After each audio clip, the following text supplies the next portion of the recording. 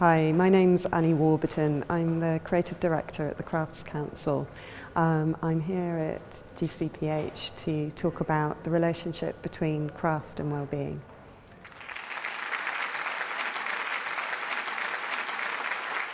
Before I launch into things, I'd like to know a little bit about you and who's in the audience. So we've got health, we've got art, we've got education, community, yeah, okay. Who's a maker? Quite a few of you, fantastic. Who used to be a maker and is still now? Okay, just a couple, okay. So that was a really interesting and generous introduction, thank you. I think what we're witnessing at the moment in terms of the relationship between making and community is something of a revolution. And it's in part, and perhaps ironically, a digital revolution because the means of production are changing. They're radicalising, they're getting into the hands of all of us. And just as digital technology has transformed the music industry and the film industry and publishing and the way we consume our news, the way we make content and the way we receive it, that's now happening in the physical world. So just as we've had open source coding, we've now got open source making. And I hope towards the end of this, what I hope will become a conversation, we might touch back on that. That's not at the very heart of my talk, but as you mentioned it, I thought I'd just draw that in. So watch out for that theme as we go.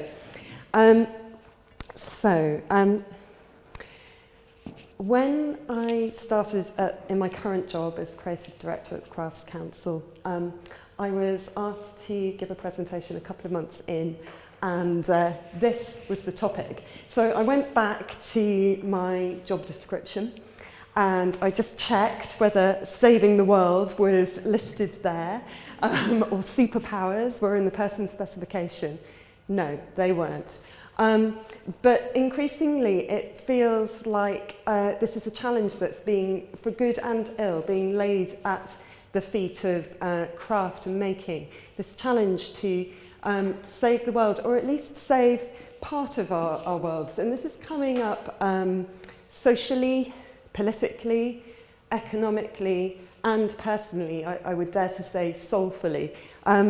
So if we think about politically, we see a lot of what's called craftivism. It's what I think is a rather ungainly portmanteau world of craft and activism.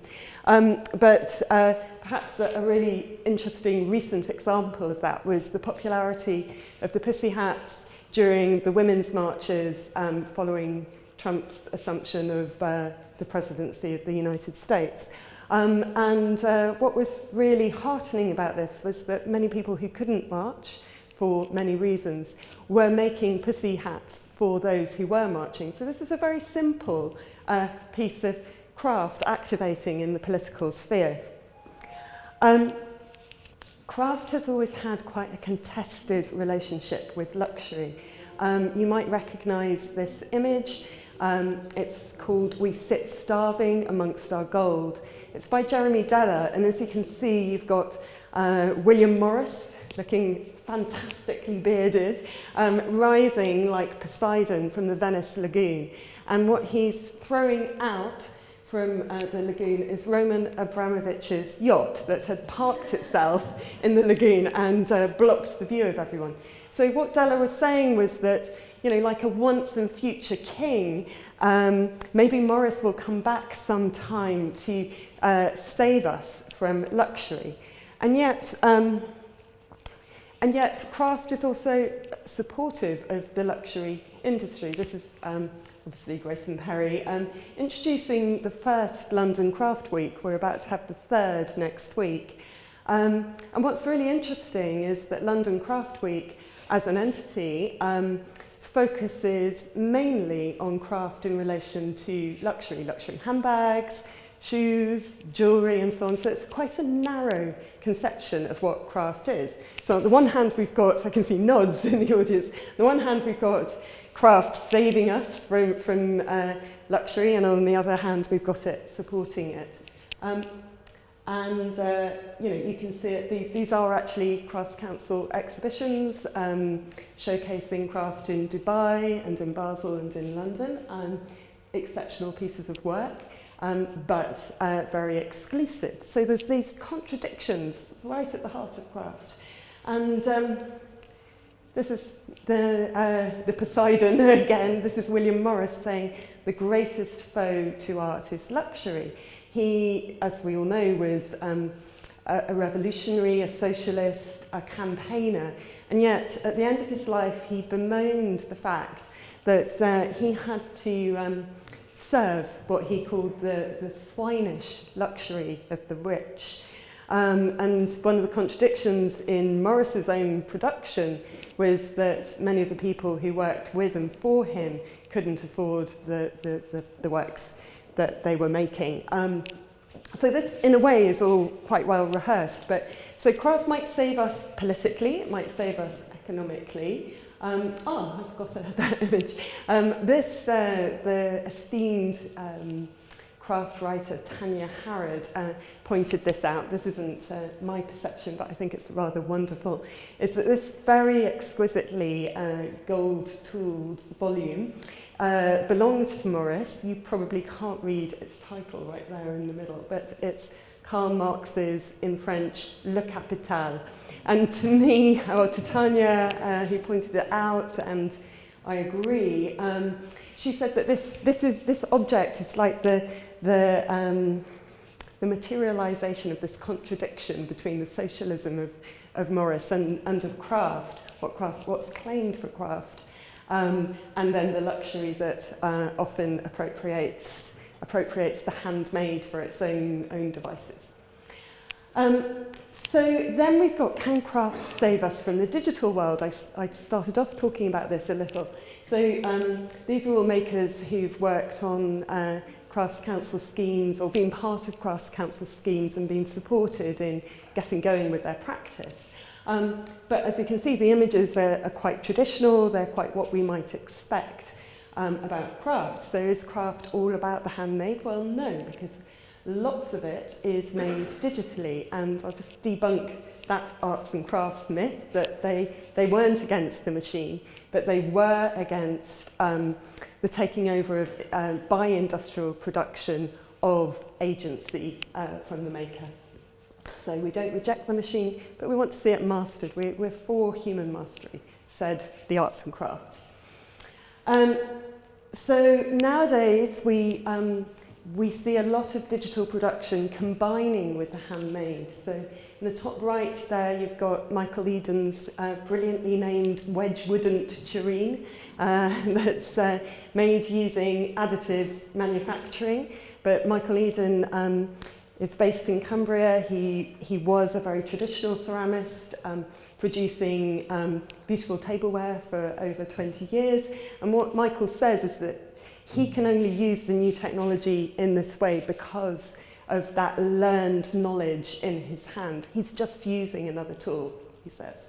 I won't, because it will take too much time, I won't go into those other works, but as you can see, the digital is influencing every material.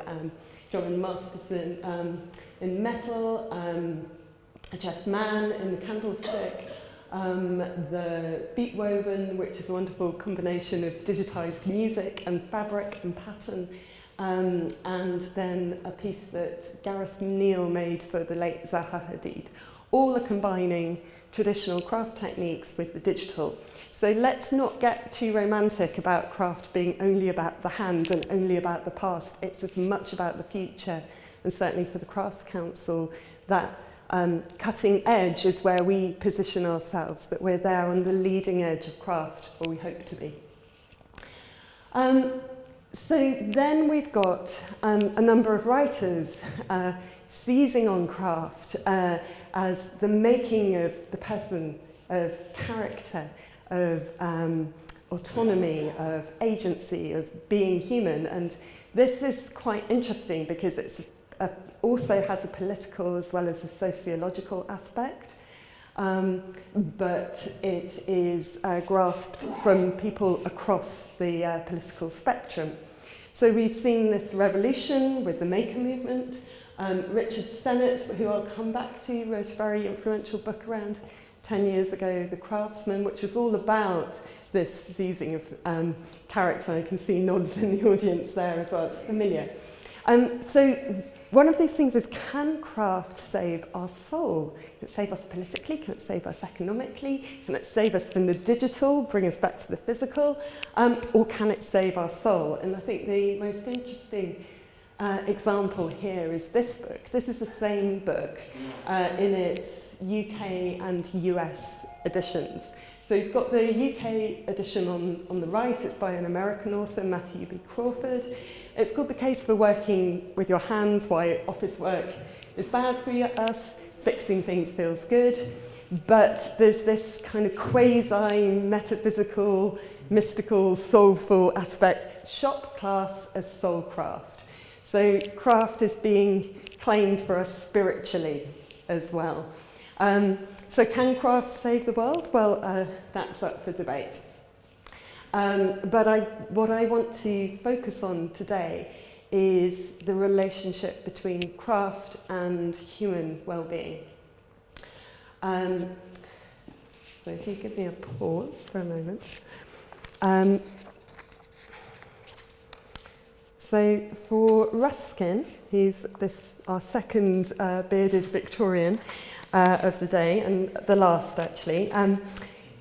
Ruskin spoke of the three qualities of craft as being the combination of head, heart, and hand. So it's about the combination of our intellect, our emotions, our soulfulness, if you like, but also our embodiedness in the material world.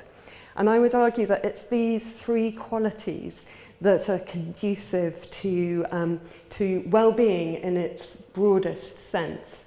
And by this I don't mean simple physical health, I don't mean simple physical and mental health, but I mean the sense of what Aristotle called eudaimonia, the sense of what is a well-lived life, what is a purposeful, meaningful, flourishing life. Now, earlier today I had the great privilege and honour to visit Gal Gale, the social enterprise, building boats, working with people recovering from mental health and addiction, and transforming lives. I can see again nods in the audience. He's visited Gal Gale and knows about it. Almost everyone, I don't need to tell you.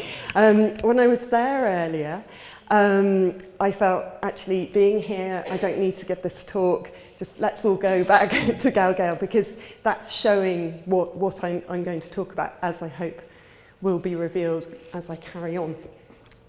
So, I'm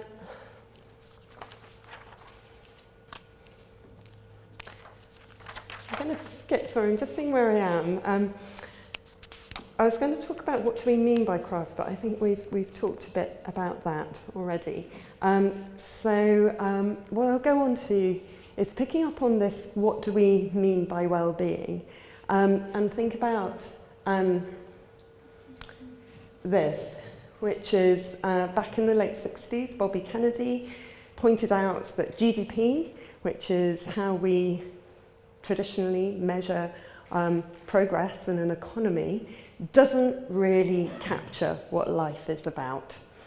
And that was way before we then had the Easterlin paradox, where he tracked health and well-being against income. I know a lot of you will know about this work, so I won't delve into that too much. But he found that they weren't, beyond a certain point of income, they weren't correlated, they didn't grow together. So it was telling us something about measuring how successful we are in terms of money, in terms of GDP, is really unsatisfactory for a whole bunch of reasons. And then this kicked off more recently in the last 10 years, as again I expect many of you know, with the, which I'll leave that, with the movement to measure subjective well-being. Nicolas Sarkozy commissioned a sort of monumental report on how do we conceptualize subjective well-being in terms of life satisfaction, in terms of pleasure and hedonism, but also in terms of this more elusive eudaimonic flourishing, the sense of flourishing. He commissioned it from three big shot economists, Amartya Sen, Stiglitz and Fitoussi.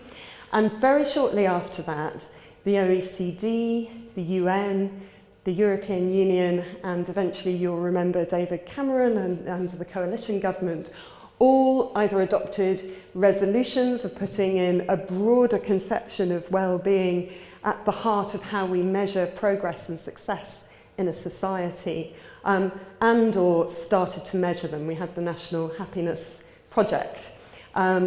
Those measures are, or those statistics are still being gathered through the National Household Survey, and we're still measuring and tracking well-being.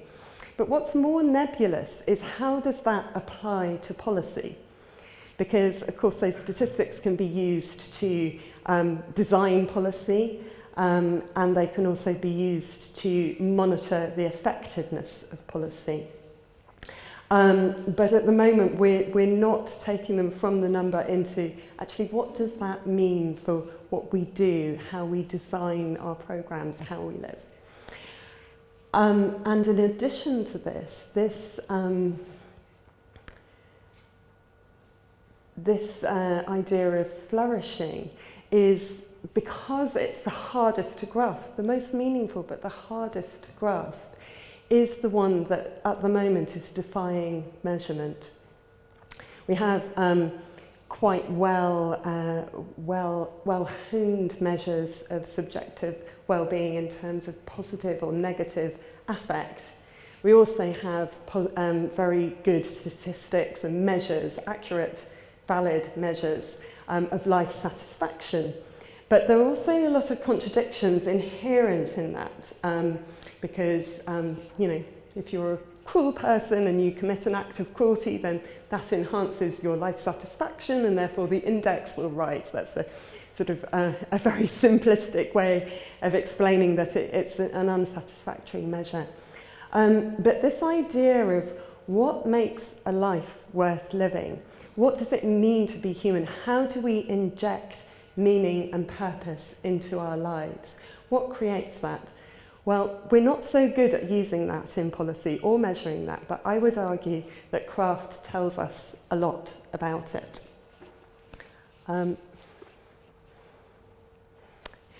So, that's a scary table.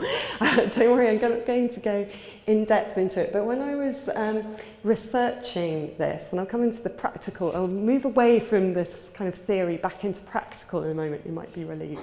I looked at different conceptions of eudaimonic well-being, and particularly about Amartya Sen's capability theory, but also self-determination theory, and then I compared it with some of the conceptions of what is a 21st century skill. So we've got on the right, and this is sorry, on the left. This has influenced a lot of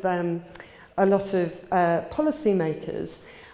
We've got the conception of 21st century skills. That it's yes about knowledge, yes about skills, and those skills are about creativity, communication, collaboration, and critical thinking, the so-called 4 Cs. But they're also about much softer things like adaptability, persistence, resilience, integrity, justice, empathy, and ethics. And as you'll see, there's a lot of claims being made through social enterprises in craft that they develop these capabilities. When you go back to the right of this chart and you see self-determination theory, it's picking up some of those themes, but much more simply, with autonomy, relatedness, and competence. And for Amartya Sen, in his capability conception of flourishing, what was most important for him was a sense of, or is a sense of, autonomy and of freedom. The capability to exercise one's own values and those own valued capabilities. And his colleague, Martha Nussbaum, who's there on the right, and again, I'm not going to read out the whole list. What I think is interesting is that she started with autonomy, freedom, self-determination that Sen had, and then she added in playfulness and imagination. And in all of these lists of what makes a life well lived, she was one of the only people who brought in this artistic, cultural aspect. So bear all of that in mind as I go into some of the more practical stuff. So if we think about those conceptions of what a larger idea of well-being might be, then we think back to arts and crafts and Morris talking about the importance of dignified, creative occupation and the need for a connection with life through work. And we can start to see that there's a trail, there's a story here. And that's a story that many social enterprises are starting to tell and voice more and more. So we have here on the top right, Kukula, which is a social enterprise in Berlin, working with predominantly Syrian refugees, making furniture. We've got the Workspace project near Cape Town in South Africa, which I'll come onto in a bit more detail in a moment. On the left there, we've got Assemble's Granby workshop of the products from that project, which was in Granby 4 Streets in Liverpool, worked with the community to start to make products through the reclamation of these very, very run-down and derelict homes, and then sell those. And as we know, that went on to win the Turner Prize as a social enterprise. So that's Granby Workshop in action. The first Liverpool edition was supported by the Crafts Council at an exhibition called Build Your Own, which was about open source making. And then, of course, it went on to show in the Turner Prize, as you will know more than anyone in this city. Then we've got these new communities of making. So I talked right at the beginning about how digital is revolutioning what we make, who makes it, where we make it, how we make it. And there are networks of so-called Fab Labs, maker spaces, and this network, which I think is particularly interesting, called the Maker Library Network, that again, and this is slightly coincidentally, not entirely, kicked off in the UK and South Africa with the support of the British Council. And what's interesting about the Maker Library Network is, as you can see, and as its name implies, it's not only a maker space, and it's not only using new technology, it's what I would say is a full spectrum approach to making, using the highest technology and the most basic skills and everything in between. The libraries spring up everywhere. They're hosted and curated by a librarian. So they're not just a space, they're a space for knowledge exchange. They're not just a room full of machines and tools. They're about peer-to-peer exchange of skills. And they also have displays. The one at the bottom, by the way, is the Edinburgh Maker Library, which is mobile. So I promised that I would talk a little bit more in detail about workspace in South Africa. And I want to talk about this because, I can find where I Because in how it describes itself, it picks up many of those themes we heard about earlier in the conceptions of what does flourishing mean, what is it to live a meaningful life. Gal Gale, incidentally, uses the same kind of thing as well.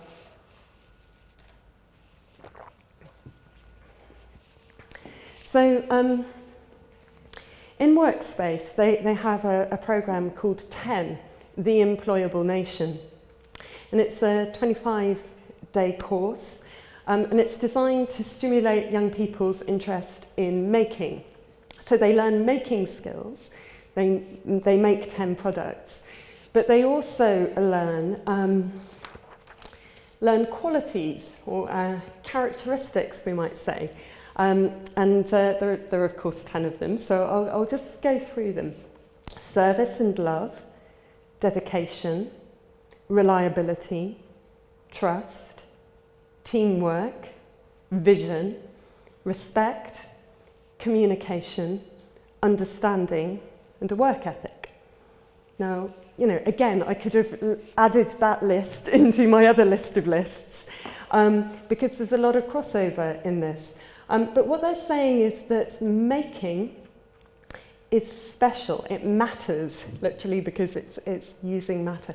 Making is special in building those skills. I don't have time to go through each of those 10 to explain how, but obviously go to their website if you're interested. But just to give one example, they talk about trust, learning trust through welding. So you learn a skill, how to weld something, but in learning that skill, you're also learning to trust other objects, cars and vehicles that have been welded, right? You're understanding how something's been made, you're understanding the trust that's invested in you in making something, and the trust that you invest in someone else. So it starts to connect, coming back to those introductory remarks, community and others with making, with the physical world and with yourself. And as I said, with Gal Gale, which I loved, there's a very similar ethos about building skills for life as well as practical skills for employability. And maybe towards the end we can start to think about that in relation to vocational training policy and what that means, because what we're seeing in these spaces is a much bigger story than just the instrumentalism of I'm learning this skill in order to get that job.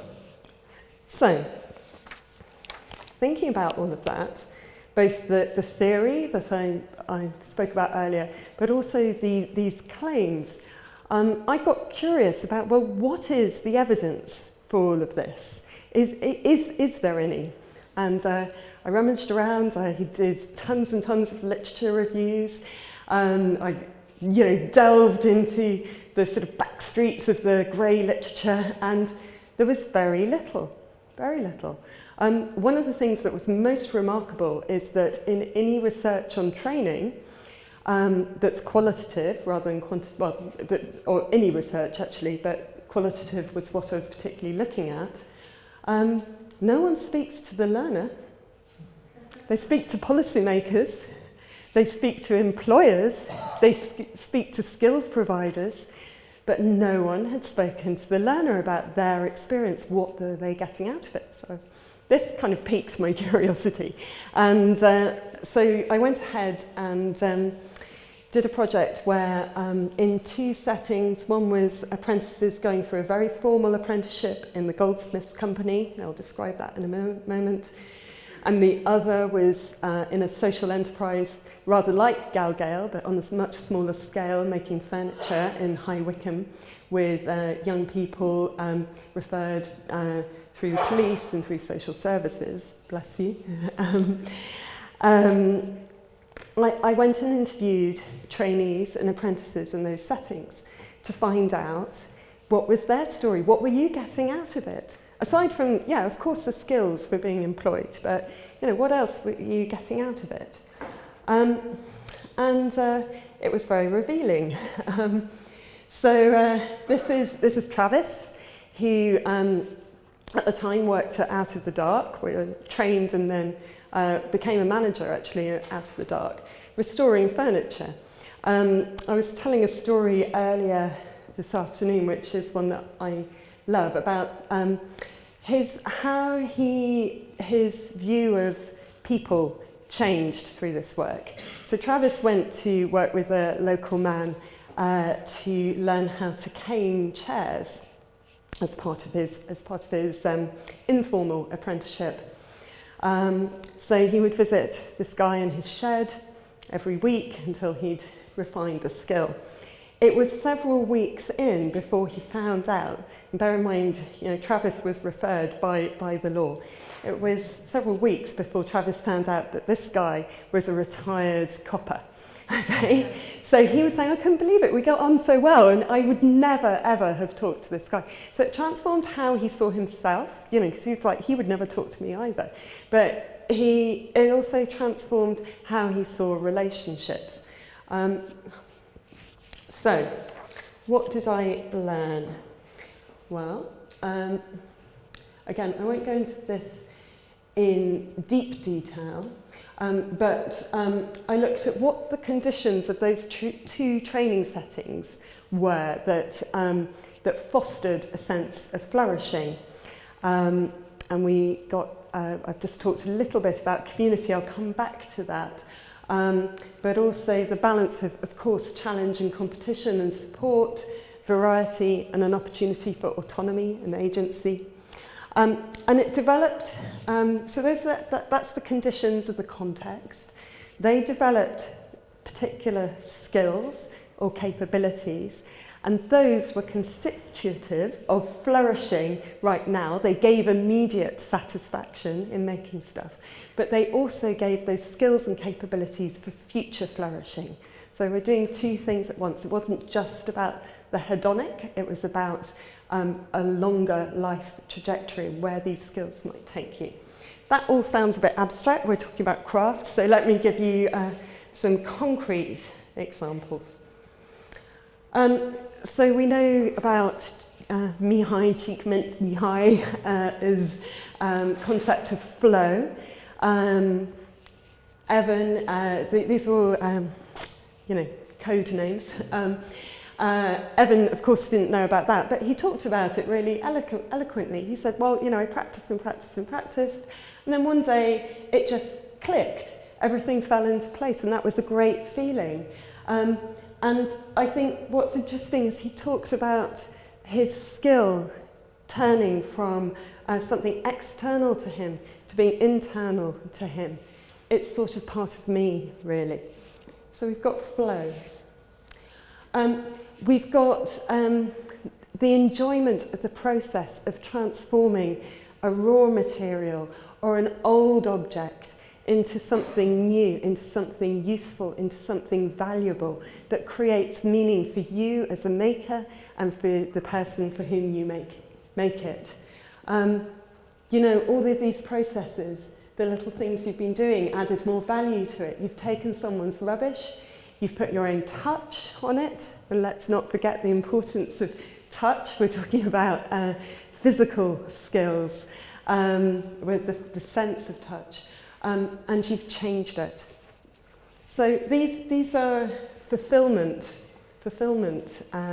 in the process. But there was also, of course, fulfillment in outcome. You've accomplished something. You've taken two things, you've transformed it, and as Oscar says here, all these names, by the way, were jazz musicians. When I did the coding, I thought, how am I going to do it? So that's where they come from. But he says, it's not like office work, and this came up a lot when I was talking to these young people. These are the youngest was 15, the oldest was 24. They were mainly young men, which reflects the sector, at this part of the sector, 2 young women. But Oscar said, it's not like doing office work that my friends are doing or service work.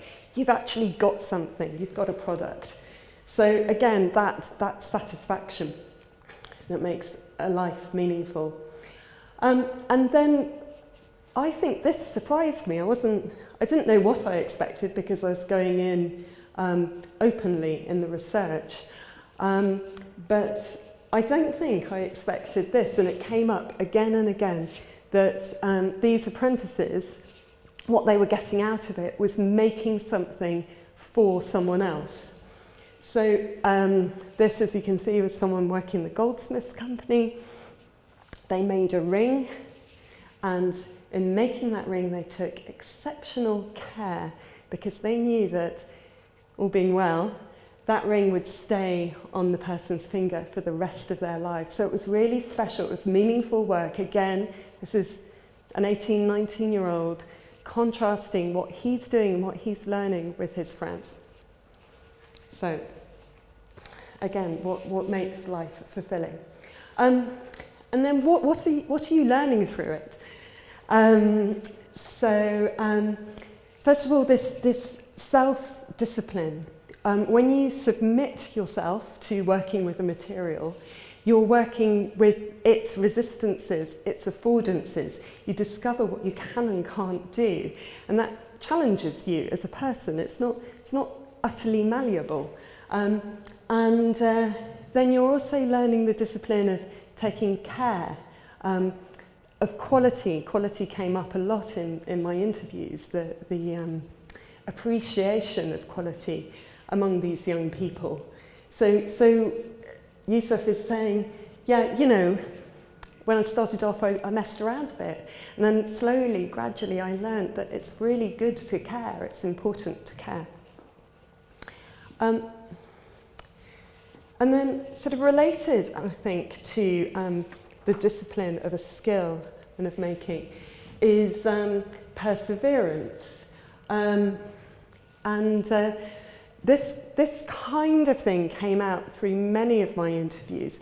This relationship that was, you know, as far as I can tell, as hopefully a self-aware researcher, wasn't prompted by me, but came through the listening of the apprentices describing that journey from what they were learning about the making, I'm always going to make it a bit better, and then translating that into their lives. I'm going to make myself a bit better. So it's a sense of resilience.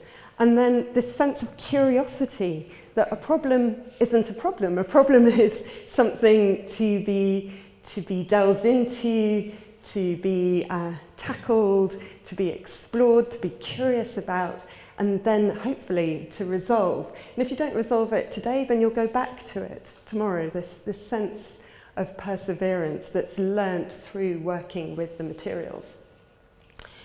And community, which we talked about at the beginning, was really important. The goldsmiths company, all except one, who was the young woman, had come through into the apprenticeship because they had a male relative in the trade. So it all came quite literally through family. At Out of the Dark, there was equally a sense of family, but a curated community sense of family, and the word family was used in a lot of those interviews. But there was also the sense of, well, I can't mess up, because if I mess up, I'm letting someone else down, that this team, this community, my community is important, and I need to step up to the mark because I owe it to the people around me.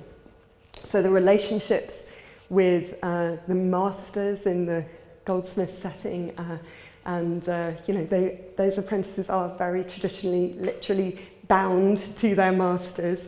And then in this much more informal setting, in both ways, this relationship between the teacher and the student was key, and then the community of other apprentices around them. The ability to respond in different ways, to be flexible, and that flexibility aspect of resilience was another thing that came up again and again. Oh, I can use that material in a slightly different, oh, if I try that, oh no, maybe that doesn't work, but I'll try in another way. Came up in almost all of the interviews that I did. And again, that translating that understanding from material into a learning for life. So as you can see, a lot of those theoretical metaphors that we touched on at the beginning were actually coming out in my interviews with all of these young people. And the understanding, David Pye talked about the workmanship of risk. And to me, this is related to trial and error. The workmanship of risk is what you have in craft, that you're always working with the unpredictability of your particular material, the way the grain is on that particular piece of wood. And you have to respond to it and work around it. And he contrasted that to the workmanship of certainty, which was machine production that's always the same. And we could say that the workmanship of risk is something that gives craft production its aura, its specialness, its soulfulness, if you like. But it's also, when we're coming back to what does it mean to live a flourishing life, it engenders the capability of resilience and flexibility to respond in new ways, to try things out, and it's okay to fail. Almost everyone I interviewed said, oh, I learned it's okay to fail. There's, you know, my master, he still makes mistakes. He tells me he's still learning. Okay, it's all very zen. And so if we go from, we've talked about how is craft fulfilling in the moment, what in process and in outcome. Then we've talked about what capabilities does craft develop. And the last aspect is how does craft facilitate future flourishing? So what came through in these interviews, that by rising to the challenges of the setting, of the community, of getting along with people, and the challenges of the material and making, they also developed aspiration. So Hugh is from the goldsmiths company. They really do push yourself, go for it, do things well. Scott from Out of the Dark, they want us to expand, learn, go different places, understand different things. Now these two young people were taking different paths. In the goldsmiths company, you're being apprenticed to follow a career right up until you retire within a particular trade, whether you're a stone setter or a silver engraver. Whereas at Out of the Dark, you were learning furniture restoration, furniture making, perhaps to pursue that, but more likely to pursue something else. And the aspirations of the 7 young people in Out of the Dark were mainly to go into completely different careers, everything from IT to social work. But they were very clear about what skills and qualities they were learning through making that they would take on into the future.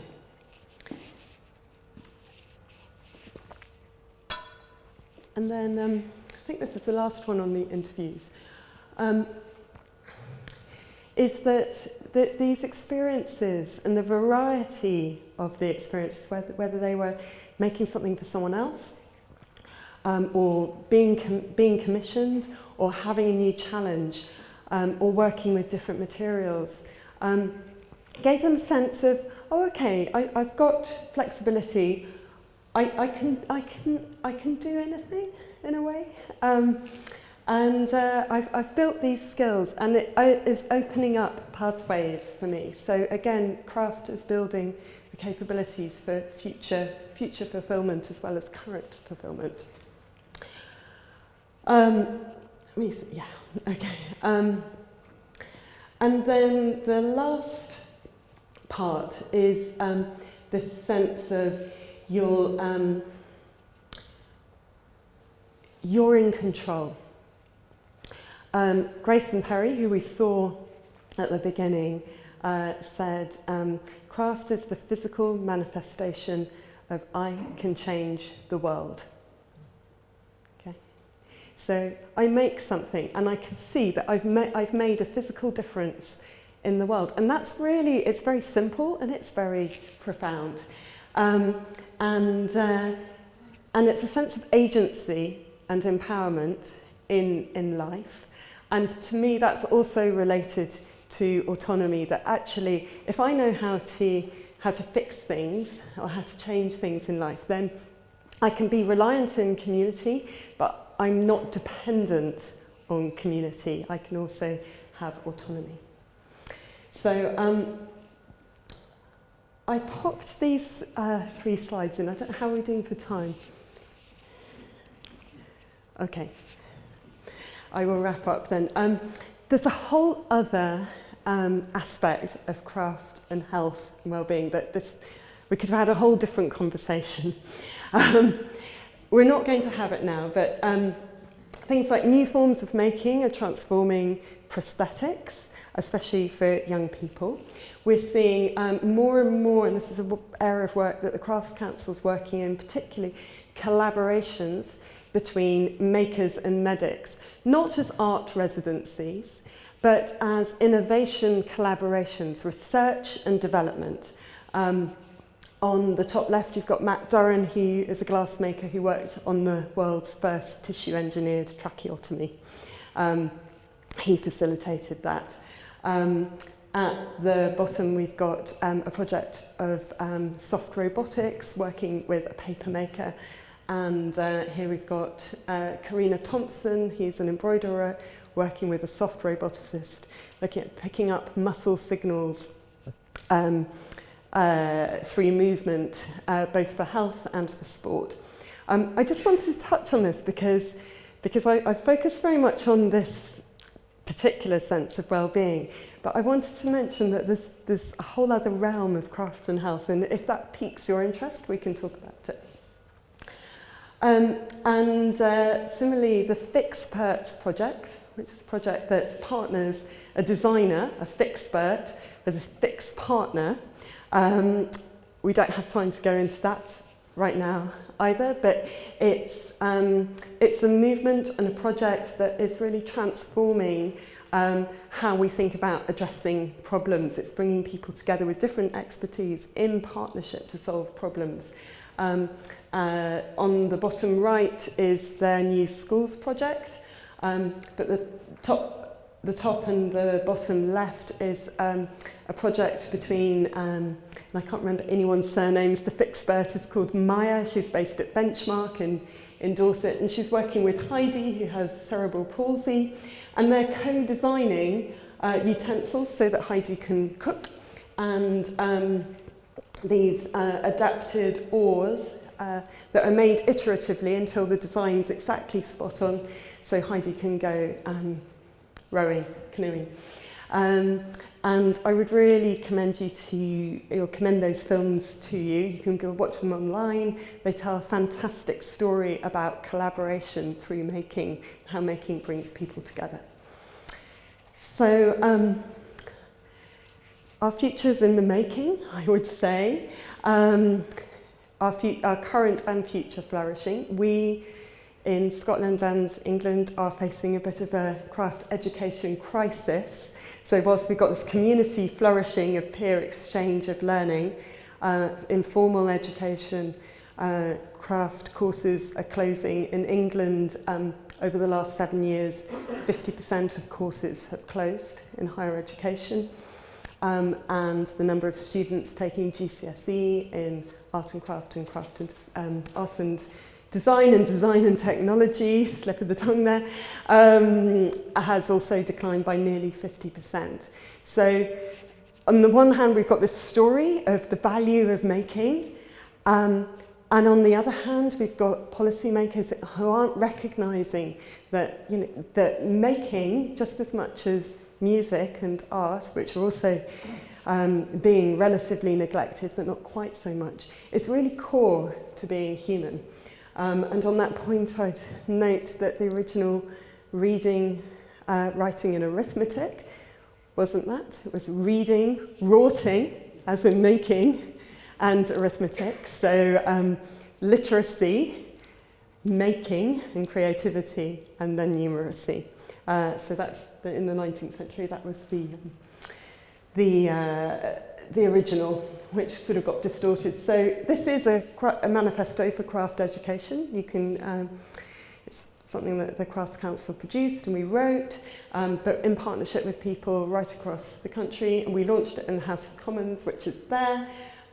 But we also snuck in a screen and did screen printing so that we got the politicians rolling up their sleeves and actually making in the House of Commons. So I'll come back to my bearded Victorian. When he wrote News from Nowhere, he said that he was concerned with the question of how we live and how we might live.